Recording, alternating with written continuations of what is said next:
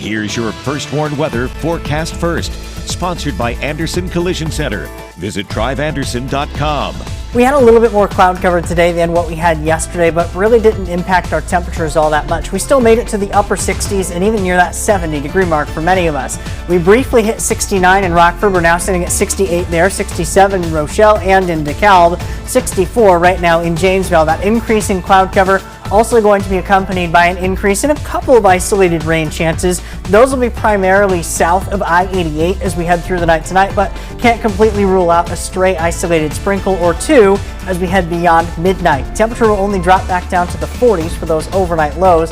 I'll let you know where we'll rebound for tomorrow as we head through the rest of our holiday weekend. Coming up in your most trusted forecast a little later.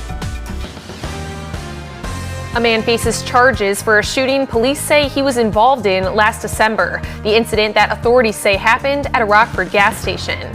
Plus, honoring those who fought for our country, unveiling memorial blocks for veterans this holiday weekend. And the first ever Mimosa Fest hits the state line. Those in Rockford spending the holiday weekend in style. Live from WTVO 17, this is Eyewitness News at 6. Good evening, I'm Rianne Weil. Thanks for joining us tonight. Rockford police arrest a man they say was involved in a shooting last winter. Police say 23-year-old Kaylin Dismuke shot a man at the Fas Fuel gas station on 11th Street in December of 2024. Officials say Dismuke was attempting to steal the victim's car. Police say the 21-year-old victim did survive the shooting. At the time, Dismuke got away in a black sedan. He is now facing charges of aggravated battery by discharge of a firearm and aggravated discharge of a firearm. State line veterans are being honored all weekend long. Today, those who lost their lives in defense of our nation received gold stars from their hometowns. The dedication of these memorial blocks represent where veterans lived before heading out for service. The blocks are intended to forever honor and persevere the memory of the sacrifices made by our local heroes. Winnebago County Board Chairman Joseph Shirelli unveiled them at 2 blocks on Rockford South Street, and Mayor of Durand Sheila Hoffman unveiled them at 5 other blocks in the village. Our country is a great nation and worth fighting for. They'll understand why we're honoring these veterans. And maybe they'll also think about how horrible war is and work for peace. The Durand American Legion Gold Star Post 676 held and organized the event today.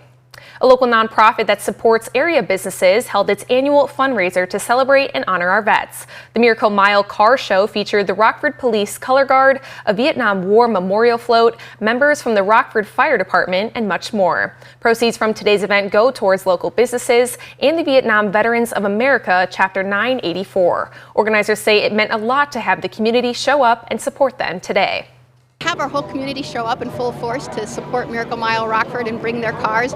It's very meaningful because we want to be all we can to support our community also and bring them a variety of options here in the Miracle Mile when it comes to shopping, whether it be food or services and great storefronts too.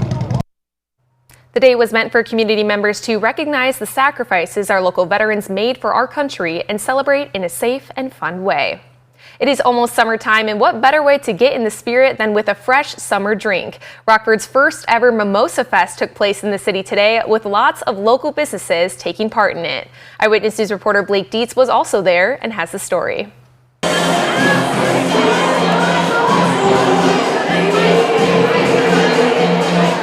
Fun and mimosas are front and center at Rockford City Market for the first ever Mimosa Fest. This is actually just the first one. Myself personally, I've done a bunch of these events down in South and Alton, Illinois, but I collaborated with a gentleman from Wired Cafe. His name is Clyde L. Hilson. He's a great friend of mine. He just wants to just kind of spark just some good community gathering and just having some fun, good time. So we're starting off with this event. The fest came from a collaboration of multiple businesses throughout the Forest City, all with the goal of providing more fun for the community. This is just a group commitment to just bring good service to the community. Give opportunity for smaller businesses to reach out to the larger public. Heather Rothermel is celebrating her birthday at the fest with friends. Her opinion so far? So good. So good. Woo! For sure. Yeah. So grateful for Rockford for bringing us together at City Market. What an exciting time on a beautiful day. And that's the whole goal, says Murphy. Enjoying what we have here in the city, for sure.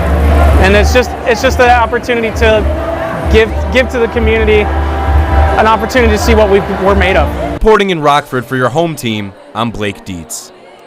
Baseball fans got to see one of Rockford's finest and most historic teams play this afternoon, the Rockford Peaches. Fans got to step back in time and dress up like the 1940s for the game. Midway Village Museum held the event and showed off its Peaches exhibit to the attendees. The Rockford Peaches won 4 league titles over 12 seasons, including 3 in a row, playing for the All-American Girls Professional Baseball League. Visitors had the chance to spend time at the museum before heading to the ballpark for the game. They were exceptional. They were really, really good at it, and some really good stories there. They some of the actual players stayed in Rockford and settled here and still have family in town. So it's a great connection to our city and a good way to remember Rockford in the 1940s. The women of the Rockford Peaches Living History League were the players today, and they love the chance to continue sharing the history of this team with the community. Coming up next, holiday weekend means holiday travel. If you're planning on hitting the roads or hitting the skies, experts are warning of the best times to get out there. That and more when we return. We may have to keep an eye on a few isolated sprinkles as we head into the night tonight, but most of that holiday weekend looks dry here locally. I'll let you know when we could see our next chance for some steadier showers return to the region coming up in just a few minutes. You're watching Eyewitness News, your home team, with Rhiann Weil, Drew Collins, and meteorologist Jordan Wolf.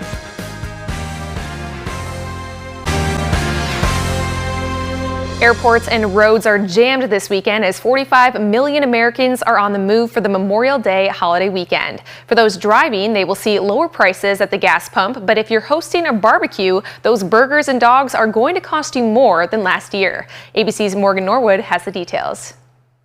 Long lines at airport security checkpoints as millions head out for Memorial Day weekend.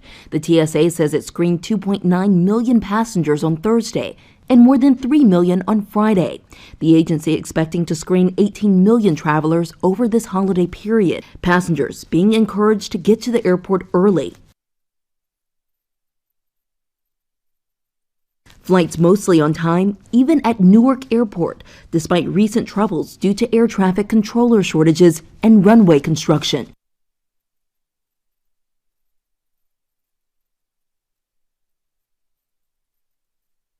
United Airlines saying it has canceled less than 1% of its flights out of Newark on 8 of the past 11 days.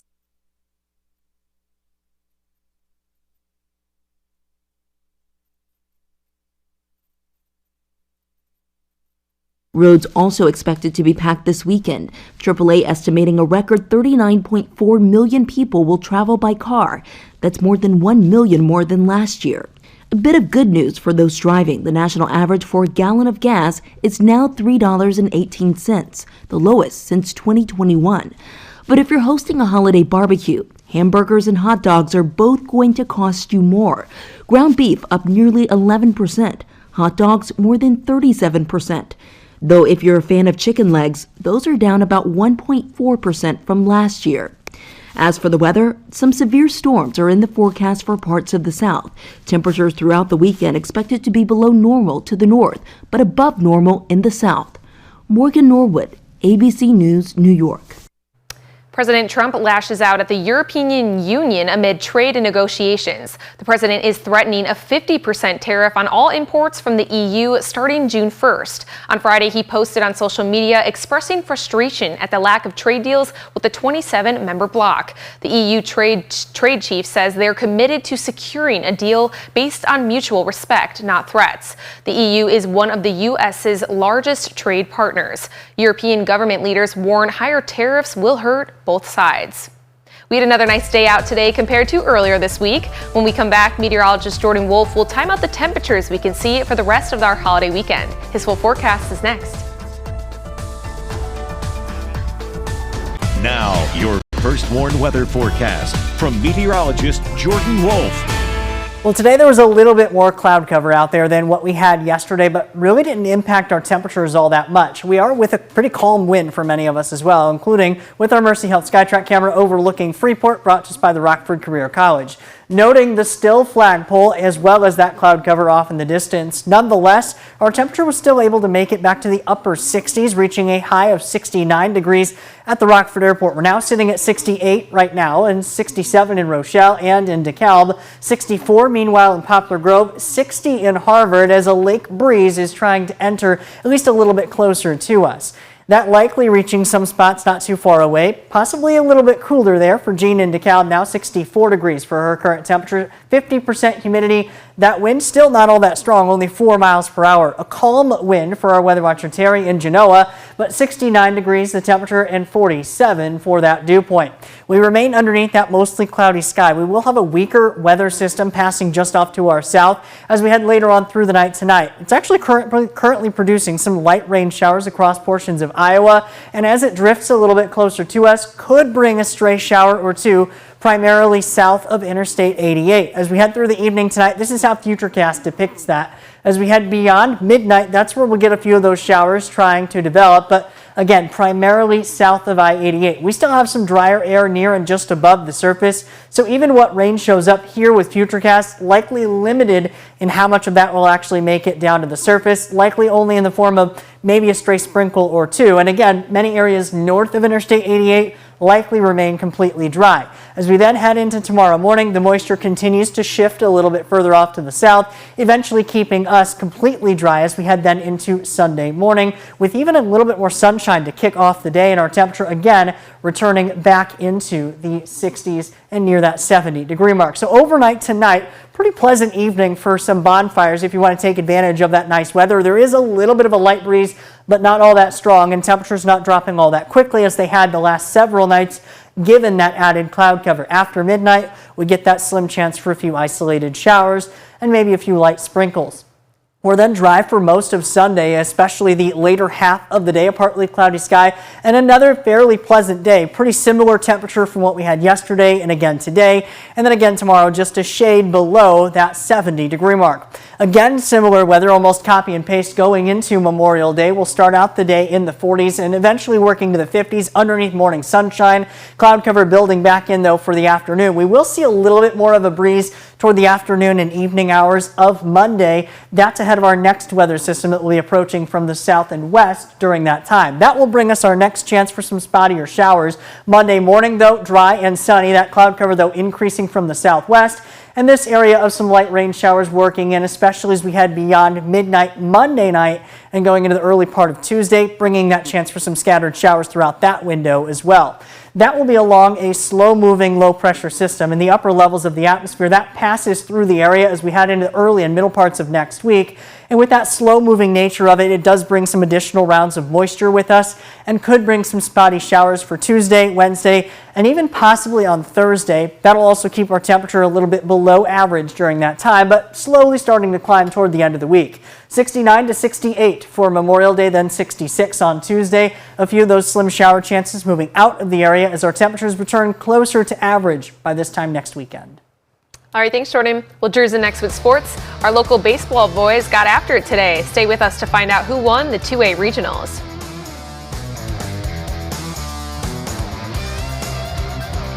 Now sports with Drew Collins. We have the hottest baseball team in the entire state right here in the state line. The Byron Tigers have won 27 straight games and faced Oregon for the 2A regional chip. Standing room only over in Stillman. This place was packed with black and orange. After a 3-run first inning for Byron, check out the hustle by Caden Considine. He steals third and then decides to take off for home plate 2. Tigers led by 5 after 2. Andrew Talbert was on the mound. He struck out 9 batters and only gave up 1 hit in 5 innings of work. And guess what? The kid can hit too. If you want some entertainment on the diamond, watch Mr. Talbert play. This kid is only a sophomore, and check out the pop. He crushed that one to make it 7-0. And let the flow out and give out some helmet taps, young man, because you deserve it. Cade McGow puts a bow on this one. He brings in Caden Constine to score and finish this in 5 innings. Byron celebrates winning the 2A regional chip 10-0. I caught up with sophomore Andrew Talbert and freshman Cade McGow after the game. Just like every other game, we set up as usual. We know that Oregon, played them 2 times earlier this season that they're going to bring it. And yeah, we just came out, did what we've been doing all year, and got the win. Oh, this team can go wherever we push ourselves to. Like Coach Hartman always says, the only team that can beat us is us. It's just a work of art, pretty much. You got guys making plays behind you while you're on the mound, and you have nothing but confidence for them. Oh, the sky's the limit for this team. We work hard every day, and whoever you guys throw at us, we'll be ready to play. We'll compete. In other baseball action at the 2A Richmond-Burton Regional, Marengo defeated Rockford Christian 14-5. At the 1A Regional in Warren, Rockford Lutheran beat Lena Winslow 8-6. The Crusaders advanced to Lena Winslow's sectional. And Eastland is moving on. The Cougars won their own regional by defeating Milledgeville 8-4. At the 1A Amboy Regional, Forreston lost to Fulton 7-4. In girls regional softball, North Boone edged Richmond-Burton 5-4 to win the Richmond-Burton Regional. That's Class 2A. At the Class 1A AFC Regional, Orangeville won the championship. The Broncos defeated Durand 5-2. At Boylan, soccer took the center stage. The Boylan Lady Titans hosted Dixon for a Class 2A regional championship. Early in the first half, Boylan's Jocelyn Posada fires towards the goal. The ball's batted away. Mary Therese Harrison will boot it in. 1-0 Boylan. A couple minutes later, Ava Galuzzo slips right into the box. She has an easy goal, now making it 2-0. Still in the first half, Zoe Schmidt fires from downtown. That's over the keeper and right into the goal. 3-0 Boylan. Early in the second half, the Lady Titans struck again. The first shot was batted away, but Delilah Hawley is there to clean up for another goal. Boylan won 4-0. It's Boylan's 11th shutout this season. The Lady Titans are regional champs, and they'll advance to Belvedere Sectional next week. Our high school girls track and field season has came to an end at state today. Here are the following podium placements from the state line. For our second place finishes, we have Jadea Binford in the high jump from Auburn High School. And for our third place finishes, we have Jordan Dimke from Hononegah, also in the high jump. In 2A, Boylan placed third in the 4x800 relay. And Rochelle's Aaron Murphy from Rochelle grabbed a podium spot in shot put. We had way too many girls who were at state to mention them all here, but you can see how they did at mystateline.com. The Cubs are in Cincinnati for Game 2 of the series with the Reds. Ellie De La Cruz homered early alongside some other run support. The Reds tied up the series 1-1. The Cubs fell 6-4. Series decider will be tomorrow at 12:40. That's sports. We'll be right back. Well, obviously, as Cubs fans, we're a little bit upset with that result, but you're not. Yeah, so the game yesterday, I was watching the beginning, the Reds were up, I turned it off, and then I saw the final score, and I was like, classic Reds. So they got the tally back today in Cincinnati, which is great. Which is great, because that's where you're from. Yes, of course. So Game 3 tomorrow, maybe we'll have to make a bet of sorts, maybe a tie or something we can all do, maybe wear Reds colors or something. Maybe not Reds colors for me. I'm wearing my blue today, and it clearly didn't work. So. No, it did not work today. Yeah, Maybe we'll try the reverse jinx. I know Johnny knows something about the reverse jinx. It works sometimes. It worked yesterday, so we'll maybe we should wear red. Let's all coordinate. We'll see. I'll wear blue. Okay. Well, that's Memorial Day colors anyways. Red, white, and blue. So there we go. And it's going to be decent weather for Memorial Day. Yeah, outdoor activities, not all that bad. We are a little bit on the cooler side compared to average, but really pleasant weather to be outdoors and enjoy some of that outdoor activity here late into the evening as well.